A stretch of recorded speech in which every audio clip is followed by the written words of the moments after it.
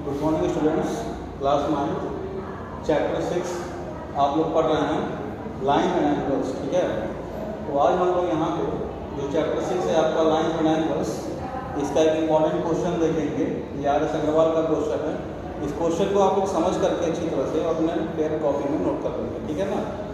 जैसे यहाँ पे एक क्वेश्चन दिया गया है कि if B lies between A and C and AC equals to 10 centimeter, BC equals to 5 centimeter, what is AB square? Question का मतलब क्या हुआ कि जैसे यहाँ पे क्वेश्चन दिया गया कि एक पॉइंट है B, ठीक है, वो जो पॉइंट B है वो बाकी दो पॉइंट A और C के बीच में आ रहा है। ठीक है, और जो लाइन सेगमेंट हमारा पूरा का पूरा AC वो कितना है टोटल, उसका लेंथ कितना है 10 सेंटीमीटर। ठीक है ना। और ये जो BC है, BC की वैल्यू यानी जो उस लाइन सेगमेंट का एक छोटा सा पार्ट है उसका वैल्यू कितना है 5 सेंटीमीटर। तो हम लोगों को किसका वैल्यू फाइंड करना है AB स्क्वायर। किसका वैल्यू फाइंड करना है हम लोगों को AB स्क्वायर। अब AB स्क्वायर का वैल्यू फाइंड करने के लिए हम लोग को सबसे पहले क्या फाइंड करना पड़ेगा, AB की वैल्यू फाइंड करनी पड़ेगी, AB का लेंथ फाइंड करना पड़ेगा। जब AB का लेंथ मिलेगा तभी ना हम लोग उसका स्क्वायर कर पाएंगे। तो पहले हम लोग को यहाँ पे क्या निकालना पड़ेगा AB, फिर हम लोग उसका स्क्वायर फाइंड करेंगे। ठीक है, तो सबसे पहले इसका हम लोग एक फिगर कंस्ट्रक्ट कर लेंगे। जैसे दिया गया कि एक लाइन सेगमेंट है, उसका टोटल लेंथ है कितना है 10 सेंटीमीटर। तो ये एक आपका एक लाइन सेगमेंट हो गया। टोटल AC, इसका लेंथ टोटल कितना है 10 सेंटीमीटर।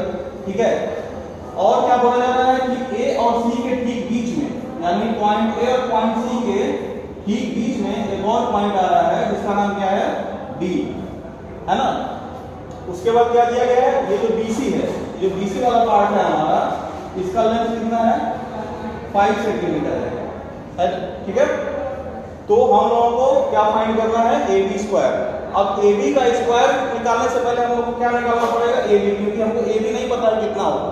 AB निकाल के फिर हम लोग उसका स्क्वायर कर देंगे तो हम लोग को AB स्क्वायर मिल जाएगा। ठीक है, तो पहले यहां पर हम नोट करेंगे हियर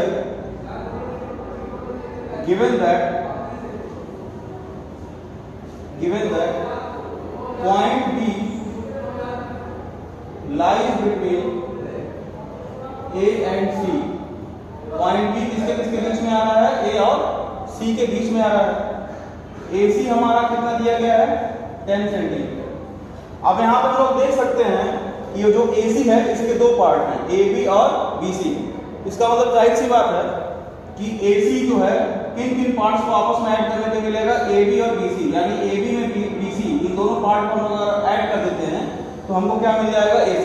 यानी हमारा जो AC है वो किसके किसके सम के बराबर होगा, AB और BC के सम के क्या होगा, इक्वल होगा।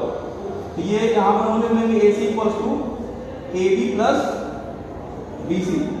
ठीक है, तो AC इक्वल्स टू हो जाएगा AB हमको पता नहीं है, AB के प्लस AB रहेगा प्लस BC की वैल्यू कितनी दी गई है क्वेश्चन में 5। यहाँ फिगर में भी BC कितना दिखा रहा है 5, तो BC के प्लस पे क्या हो जाएगा 5। अब यहाँ से हम लोग AC का भी वैल्यू रख देंगे। AC हमारा कितना दिया गया 10, तो ये हो जाएगा 10 इक्वल्स टू AB प्लस 5। तो यहाँ से हमारा AB का वैल्यू कितना आएगा 10, 5 को इधर ट्रांसफर कर देंगे तो ये हो जाएगा 10 माइनस 5, यानी हमारा AB कितना आ जाएगा 10 में से 5 माइनस करने पे 5 सेंटीमीटर, यानी हमारा AB कितना आ जाएगा 5 सेंटीमीटर।